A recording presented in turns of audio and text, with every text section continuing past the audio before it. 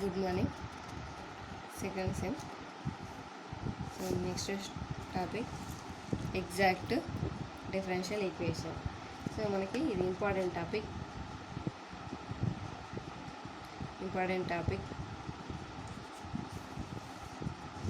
చూడండి ప్రాసెస్ ఎలా ఉంటుందో. If m and n are continuous function of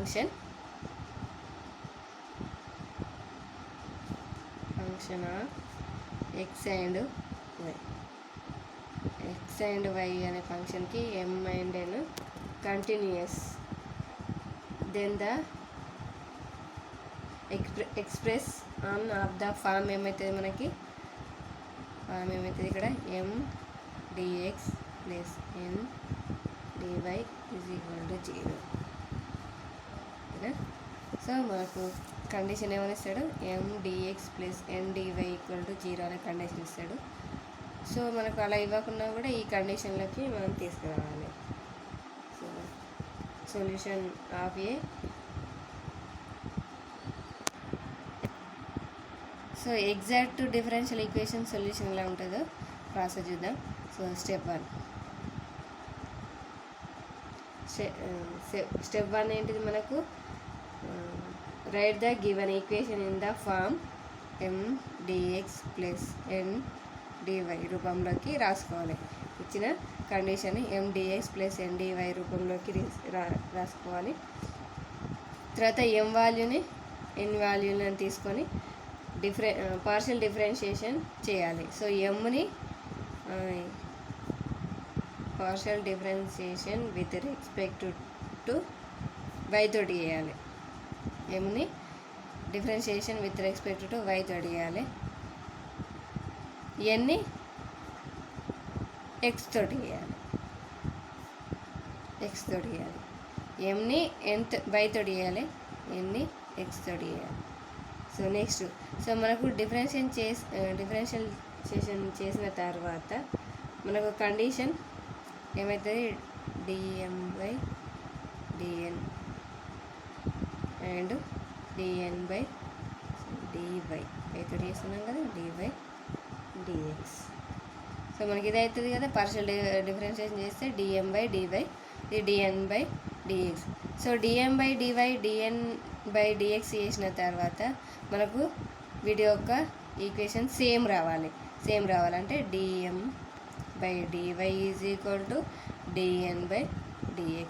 దీని వాల్యూ 2 వస్తే మనకు దీని వాల్యూ కూడా 2 రావాలి, ఈక్వల్ రావాలి. సో ఈక్వల్ వచ్చిన తర్వాత సో మనకి ఇక్కడ ఇది స్టెప్ 2. సో నెక్స్ట్ స్టెప్ 3 ఏం రావాలి, ఈక్వల్ రావాలి. సో ఇచ్చిన కండిషన్ని mnగా తీసుకోవాలి, దాన్ని పార్షియల్ డిఫరెన్స్ y తోటి చేయాలి, x తోటి చేయాలి. చేసిన తర్వాత వాల్యూస్ సేమ్ రావాలి, కంపల్సరీ సేమ్ రావాలి. సేమ్ వచ్చిన తర్వాత the required solution given differential equation. Differentiation equation ఏంటి మనకి ఇక్కడ, integration m dx plus integration n dy is equal to, integration చేస్తున్నాగా కాన్స్టెంట్ తీసుకోవాలి.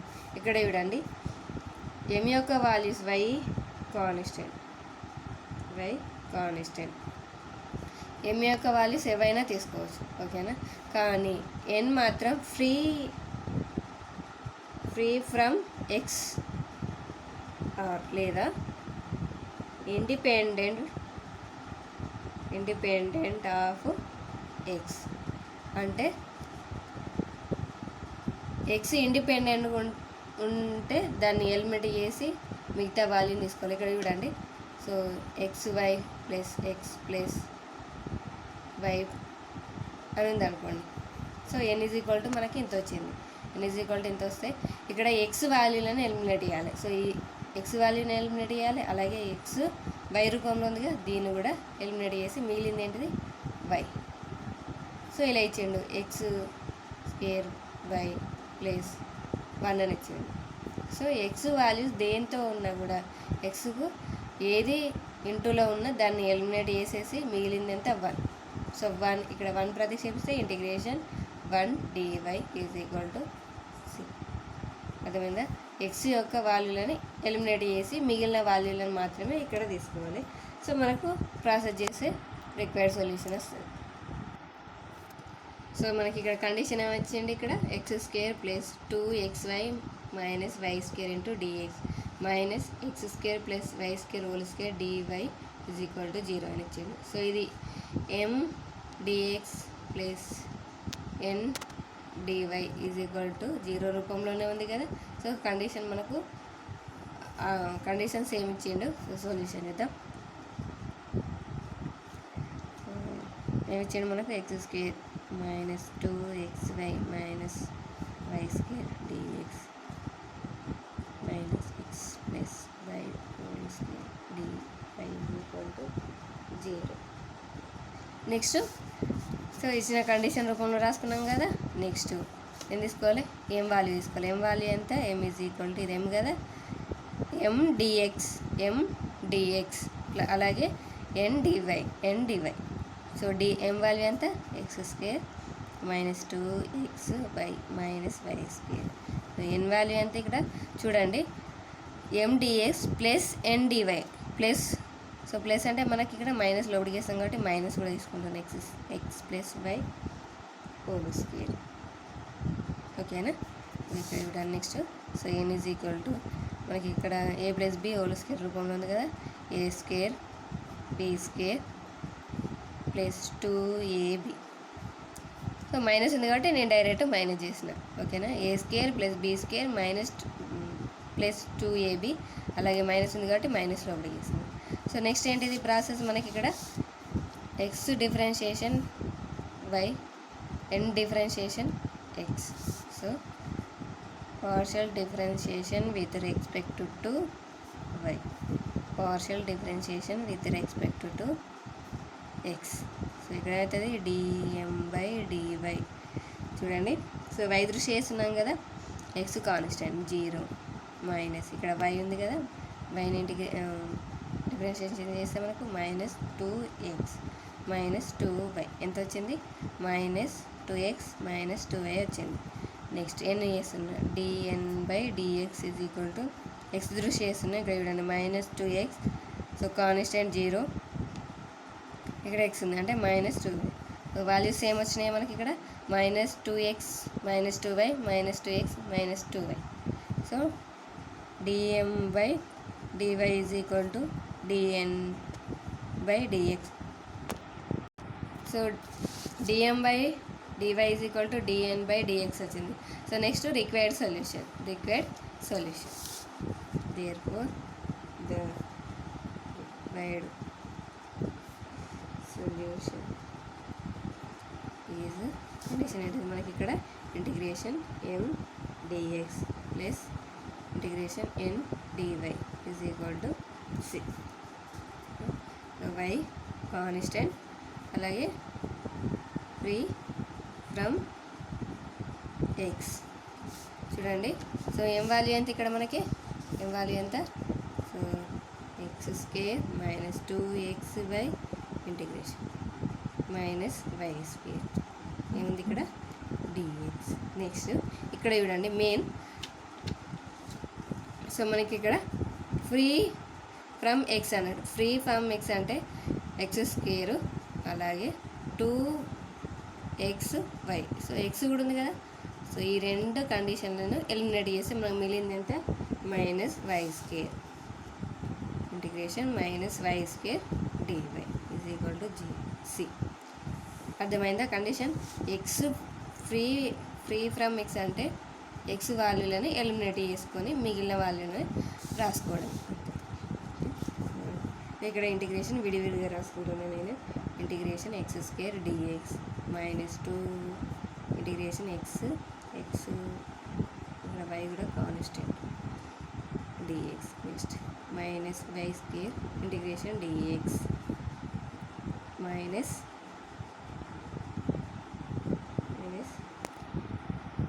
ఇంటిగ్రేషన్ చేస్తే మనకి ఇక్కడ y3/3 is equal to c. ఇక్కడ చూడండి ఎక్స్ స్క్వేర్ ఇంటిగ్రేషన్ చేస్తే x3/3 minus 2y into x² 2 అంతే కదా. నెక్స్ట్ మైనస్ వై స్క్వేర్, ఇక్కడ డిఎక్స్ని ఇంటిగ్రేషన్ చేస్తే x minus y cube by 3 c 2 cancel. So ఇక్కడ 3 ఉంది, 3 ఉంది, ఇక్కడ 1, ఇక్కడ కూడా 1 ఉంది. 2 క్యాన్సిల్ అయిపోతే మనకి కింద అవుతుంది 1 ఉంది. ఎల్సిఎం అయితే 3 అవుతుంది. LCM 3 x cube minus x 3 x square y minus 3x y square minus y cube equal to 3ని యాడ్ సైడ్ పంపిస్తుంది. X cube minus 3x square y minus 3x y square minus y cube is equal to C1గా రాసుకుంటున్నాం. కాన్స్టెంట్ని మనం ఎలా రాసుకున్నా no problem. So మన condition అనేది, ఈ కండిషన్ అనేది కరెక్ట్ రావాలి. సో 3 వచ్చినా మనకి ఇక్కడ కాస్ వచ్చినా ఇది వచ్చినా కూడా C1గా తీసుకుంటున్నాం. So next problem, important problem, most important problem చూడండి. ఏమనిచ్చింది, e power of y plus 1 into cos x dx plus e power of y sin dy is equal to 0 అని ఇచ్చిండు. సొల్యూషన్ చూద్దాం. E power of y plus 1 into cos x dx plus e power of y into sin x dy is equal to 0. Same మనకి ఎలా ఉంది, m x plus n dy is equal to 0 రూపంలో ఉంది కదా. So ఇక్కడ ఎం value ఎంత, e power of y plus 1 into cos x, అలాగే n ఎంత, e power of y sine x. దీన్ని మనం differentiation with respect to y తోటి చేస్తున్నాం. వై తోటి చేసి చూడండి, ఇక్కడ ఎంత మనకి e power of y plus into వైని చేస్తే మళ్ళీ 1 వస్తుంది. సో 1 కాన్స్టెంట్ కదా, 1 కాన్స్టెంట్ అయినప్పుడు 0, ఓకేనా. సో ఇంటూ కాస్, ఓకేనా. సో వి ఫామ్లో ఉంది అనుకోండి. కాస్ ఎక్స్ని చేసినప్పుడు మళ్ళీ కాస్ ఎక్స్ మనకు ఎక్స్ మనం దేంతో చేస్తున్నాం, వైన్ చేస్తున్నాం కాబట్టి కాస్ ఎక్స్ మనకు 0 అవుతుంది. 0 ఇంటూ సంథింగ్ 0, ఓకేనా, అర్థమైందా. సో వి ఫామ్లో రాసుకున్నాం. నెక్స్ట్ ఎన్ని ఎక్స్ దృష్టి చేస్తే మనకి ఇక్కడ చూడండి సేమ్ వి ఫామ్. యూని వేసినప్పుడు e power of constant 0 into something 0 అయిపోతుంది. నెక్స్ట్ ప్లస్ యూ డాషింగ్ చేస్తున్నాయి, వి డాషింగ్ చేస్తే యూ ఇంటూ వి డాష్ కదా, e power of y into sin x ఏమవుతుంది, కాస్ ఎక్స్, ఓకేనా. So e power of y cos x, e power of y cos x ఏమొచ్చింది, dm by dy is equal to dn by dx. So next therefore required solution integration m dx plus n dy is equal to 0. So m value ఎంత ఉంది, integration e power of y plus 1 cos x plus integration y value ఏముంది చూడండి, y value e power of y sine x, x రూపంలో ఉంది. So free from X కావాలి కదా, X రూపంలో ఉంది కాబట్టి సో మనకు ఇక్కడ ఏమని తీసుకుంటాం, 0గా తీసుకుంటాం. ఫ్రీగా అంటే ఎక్స్ లేని వాల్యూస్ లేవు కాబట్టి ఇక్కడ 0 తీసుకుంటున్నా. 0 dy is equal to 0, C